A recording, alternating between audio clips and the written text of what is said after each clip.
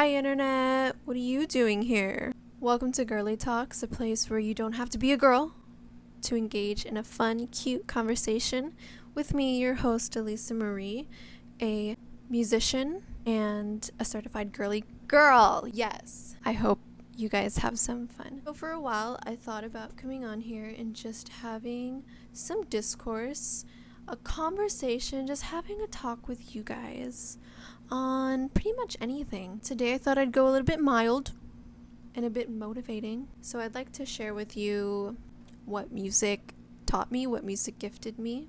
Long story short, music has gifted me a way to get over my limitations. So I'll start off with a story because, all the great speakers start out with anecdotes. When I was 12 years old, me and my family went to this restaurant that had a band playing every week. And these are just like these, regular bands that just do covers and stuff. It was something that my family and I would always go see. It was a tradition. And one day, I was forced by my dad, because he would always make friends with the band for some reason. I don't know, he just had that gift of just attracting the band, saying, hello, my children love music, they're musicians. And this day he was like, my daughter, me, sings. Can she go on stage to sing? I was like, what are you doing? But I went on stage anyway, and they made me cover like a Lady Gaga song. I'm not sure if I actually chose it or not. Like that's, it's just so funny to think. I think it was a Lady Gaga song. Anyway, and at this point, at 12 years old, I've always from 12 to younger, I've always dreamed of myself as someone performing, whether that is an actress in a movie, a singer, so like a musician, and I once wanted to be a ballerina, and I also wanted to be a pageant queen. So just basically being on stage and showing people what I got. So that stage that I was on at 12 years old that my dad made me go on, I did not show people what I got. I was nervous, horribly nervous, by the way. I think it was low-key social anxiety. I don't want to downplay social anxiety. I am a psychology major, but I do know what that issue entails, and I feel like I had some sort of issue with that. So I got off that stage when I was done, and I was like, nope, that was not it.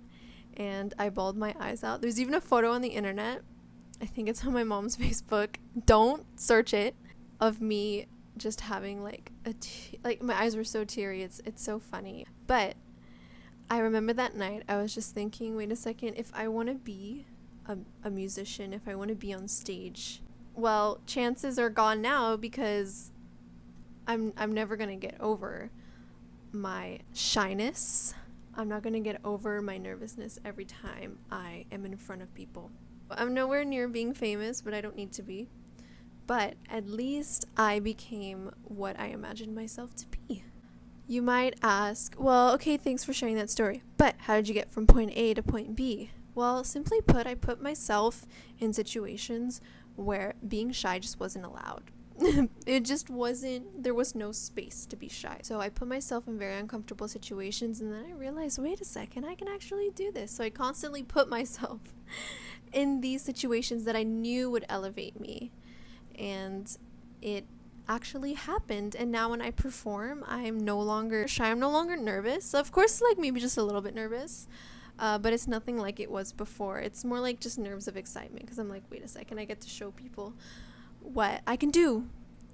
You obviously don't need to be a musician or anything. You don't need to be a performer to apply this to your own situation. Honestly, you can apply it to if you're going to enter a new field, if you're going to study something else, if you're going to start a new job, maybe a new position, like you got a promotion or something and you feel like you're not fit for it.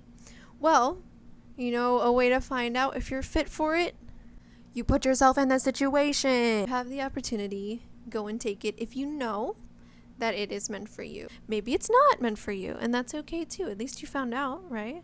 what music gifted me was a way for me to also, and this is important, to sort of heal from the traumas that led to my limitations, if that makes sense. Of course, obviously, maybe putting yourselves in situations that kind of scare you might not help for actual traumas. By the way, you should go seek professional help. However, there are some things that you can heal from by going through the experience and like reliving it, if that makes sense. It's sort of like exposure therapy, I guess, in a way. But of course, again, I'm not trying to diagnose you. I'm not trying to perform any psychology things in general. I know that what made me shy and what made me so uncomfortable in front of other people has stemmed from actual traumas that affected me so negatively, but I knew I was greater than what I went through. So what I did was I fought it by going through it. You can't fight a battle you're not in. So I went from someone who was so horribly paralyzed at the thought of just being in front of other people to being okay and actually having so much fun performing in others. And now I'm in meetings with these highly respected people, all because I took that first step to make myself uncomfortable just a little bit. A little discomfort is fine, okay? It's just showing you what you're capable of.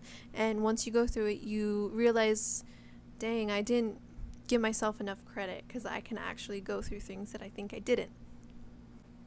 So again, as I was saying about being introverted, I wanted to share that I learned, and this is one of the greatest things I've learned, is that introvertedness is not the same thing as shyness. So while I did heal or like get over most of my shyness, I'm still very much an introvert. Introverts are people who gain energy from being alone, and extroverts are people who gain energy from being with other people. It's as simple as that. However, if you're an introvert, you don't necessarily have to be shy. But I was dealt the cards of being a shy introvert. So I was sort of like, ugh. So being an introvert, I love being an introvert, honestly. I like the idea of spending time alone. It's not something that I want to change about myself. It's just my personality, honestly. I like being alone and I like being boring. Just sitting on my bed with a book.